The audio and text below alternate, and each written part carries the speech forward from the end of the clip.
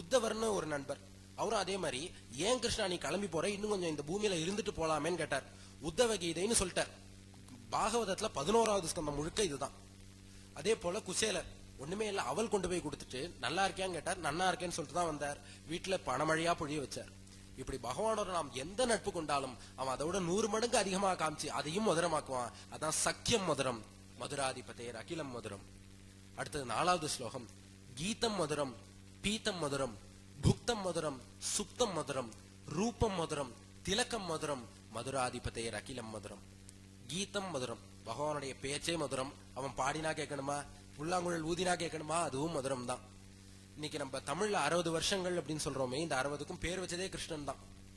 நம்ம தமிழ் வருஷங்கள் எல்லாருக்குமே ஒரு சந்தேகம் இருக்கும், அது என்ன இப்படி சுழற்சி முறையில வருதுன்னு.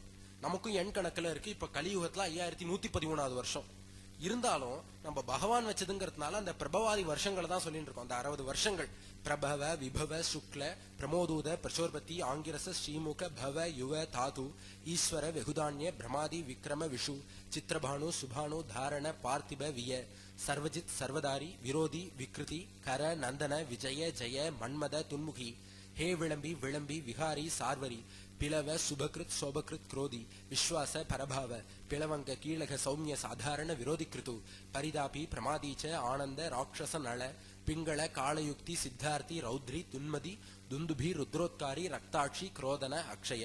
இந்த 60 வருஷங்களுக்கும் கிருஷ்ணன் பேர் வச்சாங்கிறதுனாலதான் நம்ம இன்னி வரைக்கும் அதை சொல்லின்னு வரோம். அதுவும் மதுரமா தான் இருக்கு. கீதம் மதுரம். அடுத்தது பீத்தம் மதுரம். இதுக்கு 2 அர்த்தம் வச்சுக்கலாம். பீதாம்பர வஸ்திரம் பகவான் அணிஞ்சிட்டு இருக்கானே, அதுவும் மதுரம். இல்ல அவன் தண்ணி குடிக்கிறது மதுரம், அதான் பீத்தம் மதுரம். அடுத்தது புக்தம் மதுரம், பகவான் சாப்பிடுறது மதுரம் தான். அவன் வைகுண்டத்துல பரவாசு தேவனா இருக்கான், ஒரு சாப்பாடுன்னு எதுவுமே தேவையில்லை. இருந்தாலும் ஒரு லீலைன்னு சொல்லிட்டு அவதாரம் பண்ணி மண்ணை சாப்பிட்டான் கோகுலத்துல. யசோதையை கேட்டா, வாயை திறந்து காட்டுனா, வையம் 7 கண்டாள் பிள்ளை வாயுளை. வாயுக்குள்ள 14 லோகங்களையுமே காட்டிட்டான். மிருத்ஸ்னா மத்சிஹேதி யசோதா தாடன சைஷவ சந்திராசம் வியாதித வக்த்ரா லோகித லோகாலோக சதுர்தச லோகாலிம் லோகத்ரய புலமூல ஸ்தம்பம் லோகாலோகம் அனாலோகம் லோகேஷம் பரமேஷம் பிரணமத கோவிந்தம் பரமானந்தம். அதே போல வெண்ணைய திருடி தின்னான். இப்படி அவன் அங்க அவதாரம் பண்ணி இதை சாப்பிட்டது எல்லாமே மதுரம் தான். அது மட்டும் இல்லாம பிரளயத்தும் போது உலகத்தையே சாப்பிட்டு தன்னோட வயத்துக்குள்ள வச்சுக்கிறான். அப்ப சாப்பிடுறதும் மதுரம் தான். இல்ல இன்னொரு அர்த்தமும் வச்சுக்கலாம், பகவானோட பிரசாதத்தை நம்ம வாங்கி சாப்பிட்டா மதுரம்னு வச்சுக்கலாம். ஏன்னா சாதத்துக்கும் பிரசாதத்துக்கும் ஒரு வித்தியாசம் உண்டு. பகவானுக்கு நைவேத்தியம் மட்டும் நம்ம சாப்பிட்டா அது பிரசாதம், நமக்கு நாமே சாப்பிட்டா அது சாதம். நம்ம நாட்டுல இந்த சாப்பாட்டு விஷயங்கள்ல பல தத்துவங்கள் சொல்லியிருக்கா. நம்ம குழம்பு சாதம், ரசம் சாதம், தயிர் சாதம்னு இந்த ஆர்டர்ல சாப்பிடுறோமே, இதுல ஒரு பெரிய தத்துவம் இருக்கு. குழம்புல தான் போட்டிருக்கு, அதனாலதான் அது குழம்பி போயிருக்கும், என்ன இருக்குன்னே தெரியாது. அதே போல நம்ம மனசுல தான் அகங்காரம் இருந்தா நம்மளும் குழம்பி போயிடுவோம். ஆனா ரசத்துல தானே கிடையாது, அது தெளிவா இருக்கு. அதே போலதான் நம்ம மனசுல தான் அகங்காரம் இல்லைன்னா நம்மளும் தெளிவா இருப்போம். தயிர் வெள்ளையா இருக்க மாதிரி மனச சத்துவ குணத்தோட வெள்ளையா வச்சுக்கணும். குழம்பு குழம்பி போயிருக்கு தமோ குணம், ரசம் சிகப்பா இருக்கு ரஜோ குணம், தயிர் வெள்ளையா இருக்கு சத்துவ குணம். தமோ குணம் ரஜோ குணம் சத்துவ குணத்தை தான் நம்ம நாட்டுல சாப்பாட்டுல சொல்லியிருக்கா. அதே போலதான் உப்பு வினய சுபாவத்தை சொல்றது. என்னன்னா எந்த சாப்பாடா இருந்தாலும் அதுல உப்பு இருந்தாதான் அதுல ஒழுங்கான டேஸ்டே இருக்கும், அது இருந்தாதான் அது பதமா இருக்கும். ஆனா சாப்பாட்டுல காய்கறி எல்லாமே கண்ணுக்கு தெரியும், உப்பு மட்டும் கண்ணுக்கே தெரியாது. தான் அந்த சுவைக்கே ஆதாரம், ஆனாலும் தன்னை அது வெளியிலேயே காமிச்சுக்கிறது இல்ல, ஹனுமான் மாதிரி. ஆகையினால நாமும் எவ்வளவு பெரிய செயல்கள் செஞ்சாலும் நம்மள வெளியில காமிச்சிக்க கூடாதுங்கிறது தான் உப்பு காட்டுறது. அதே போல சக்கர பொங்கலுக்காகவே மார்கழி மாசம் 27ஆம் தேதி கூடாரவல்லின்னு கொண்டாடுவோமே. கூடாரை வெல்லும் சீர் கோவிந்தா உன் தன்னை பாடிப்பறை கொண்டு யாம் பெரும் சம்மானம் நாடு புகழும் பரிசினால் நன்றாக சூடகமே தோல்வளையே தோடே செவிப்பூவே பாடகமே என்றனைய பல்கலனும் யாம் அணிவோம் ஆடை உடுப்போம் அதன் பின்னை பால் சோறு மூட நெய் பெய்து முழங்கை வழிவார கூடியிருந்து குளிர்ந்தேலோர் எம்பாவாயின்னு. அந்த சாதத்தை பால் வச்சே வடிக்கணுமா சாதத்தை, அதுக்கப்புறம் அதுல நெய்யை விட்டு முழங்கை வழுக்கும் வழியறாப்புல நெய் விட்டு சாப்பிடணும் அப்படின்னு சொல்லிட்டு இந்த மாதிரி சாப்பாட்டு விஷயங்களே நம்ம சனாதன தர்மத்துல பல விஷயங்கள் சொல்லியிருக்கா. அந்த சாப்பாடும் மதுரம் தான், அதை அவன் சாப்பிட்டாலும் மதுரம் தான், அவனுடைய பிரசாதத்தை நம்ம வாங்கி சாப்பிட்டாலும் மதுரம் தான். அதான் புக்தம் மதுரம். அடுத்தது சுப்தம் மதுரம், பகவான் தூங்குறதும் மதுரம் தான். பார்க்கடல்ல பள்ளிகொண்ட பெருமாள்னு சொல்லுவோம், அதுக்காக அவர் தூங்குறாருன்னு அர்த்தம் கிடையாது. யோக நித்ரை, அவர் தூங்கிட்டா உலகமே இயங்காது, அது யோக நித்ரை கொள்றார். ரங்கநாதாஷ்டகத்துல கூட பகவான் எங்கெல்லாம் சயனிக்கிறாருங்கிறத பத்தி சொல்றார். சத் சித்தசாயி, புஜகேந்திர சாயி, நந்தாங்க சாயி, கமலாங்க சாயி, க்ஷீராப்தி சாயி, வட்டபத்திர சாயி, ஸ்ரீரங்க சாயின்னு இப்படி இங்கெங்கெல்லாம் சயனிச்சுட்டு இருக்க அழகும் அழகுதான். கிருஷ்ணாவதாரத்துல வீடுடா போய் வெண்ணையை திருடிட்டு யாருக்குமே தெரியாம ஆத்துல வந்து தூங்கிட்டு வரோம். யசோதிட்ட எல்லாரும் வந்து கேட்பாலாம், கிருஷ்ணனை கூப்பிடு வெண்ணையை திருடி இருக்கான்னு. யசோதி சொல்லுவாலும் இந்த உள்ள பாருங்க அவன் தூங்கிட்டு இருக்கான் அப்படின்னு. அதத்தான் பில்வமங்கலரும் சொல்றார், ஷிக்கே நிதாயாட்ய பயோததீனி பகிர்கதாயாம் விரஜநாயிகாயாம் புக்துவா யதேஷ்டம் கபட்டேன சுப்தம்னு. கபடத்துக்கும் நீ தூங்குற அது கூட மதுரமா தான் இருக்கு. புக்தம் மதுரம் சுப்தம் மதுரம். புக்தம்னா சாப்பிடுறது, அவன் வெண்ணையை திருடி சாப்பிடுறது மதுரமா இருக்கு. அப்புறம் ஒண்ணுமே தெரியாத மாதிரி வந்து தூங்குற அந்த சுப்தமும் மதுரமா இருக்கு. அதான் புக்தம் மதுரம் சுப்தம் மதுரம்.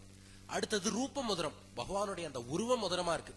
கிருஷ்ணாஷ்டகத்துல சொல்றாரு, வசுதேவ சுதம் தேவம் கம்ச சாணூர மர்தனம் தேவகி பரமானந்தம் கிருஷ்ணம் வந்தே ஜெகத்குரும் அத்தசி புஷ்ப சங்காஷம் ஹார நூபுர சோபிதம் ரத்ன கங்கண கேயூரம் கிருஷ்ணம் வந்தே ஜெகத்குரும் குட்டிலாலக சம்யுக்தம் பூர்ணச்சந்திர நிபானனம் விலசத் குண்டலதரம் கிருஷ்ணம் வந்தே ஜெகத்குரும் மந்தார கந்த சம்யுக்தம் சாருஹாசம் சதுர்புஜம் பர்ஹி பிஞ்சாவ சூடாங்கம் கிருஷ்ணம் வந்தே ஜெகத்குரும் உத்புல்ல பத்ம பத்ராட்சம் நீலஜீமூத்த சந்நிபம் யாதவானாம் சிரோரத்னம் கிருஷ்ணம் வந்தே ஜெகத்குரும் ருக்மிணி கேளி சம்யுக்தம் பீதாம்பர சுஷோபிதம் அவாப்த துளசீகந்தம் கிருஷ்ணம் வந்தே ஜெகத்குரும் கோபிகானாம் குச்சத்வந்த்வ குங்குமாங்கித வக்ஷசம் ஸ்ரீநிகேதம் மகேஷ்வாசம் கிருஷ்ணம் வந்தே ஜெகத்குரும் ஸ்ரீவத்சாங்கம் மகோரஸ்கம் வனமாலா விராஜிதம் சங்க சக்கரதரம் தேவம் கிருஷ்ணம் வந்தே ஜெகத்குரும்.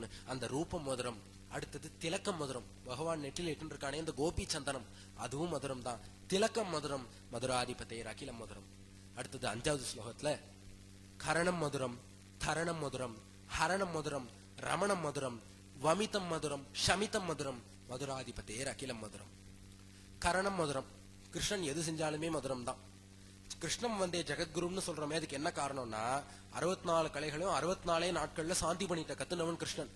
என்னென்ன கலைகள்னா அகர விளக்கணம், இலிகீதம், கணிதம், வேதம், புராணம், வியாக்கரணம், நீதி சாஸ்திரம், ஜோதிட சாஸ்திரம், தர்ம சாஸ்திரம், யோக சாஸ்திரம், மந்திர சாஸ்திரம், சகுன சாஸ்திரம், சிற்ப சாஸ்திரம், வைத்திய சாஸ்திரம், உருவ சாஸ்திரம், இதிகாசம், காவியம், அலங்காரம், மதுர பாடனம், நாடகம், நிருத்தம், சப்த பிரம்மம், வீணை, வேணு, மிருதங்கம், தாளம், அத்திர பரீட்சை, கஜ பரீட்சை, ரத பரீட்சை, அஸ்வ பரீட்சை, கனக பரீட்சை, ரத்ன பரீட்சை, பூமி பரீட்சை, சங்கிராம லட்சணம், மல்யுத்தம், ஆகருடனம், உச்சாடனம், வித்துவேடனம், மதன சாஸ்திரம், மோகனம், வசீகரணம், ரசவாதம், காந்தர்வவாதம், பைபீலவாதம், கௌத்துகவாதம், தாத்துவாதம், காருடம், நட்டம், முட்டி, ஆகாய பிரவேசம், ஆகாய கமனம், பரகாய பிரவேசம், அதிரிசயம், இந்திரஜாலம், மகேந்திரஜாலம், அக்னித்தம்பம், ஜலத்தம்பம், வாயுத்தம்பம், வாக்குத்தம்பம், திட்டித்தம்பம், சுக்லத்தம்பம், கண்ணத்தம்பம், கட்கத்தம்பம், அவசிய பிரயோகம்.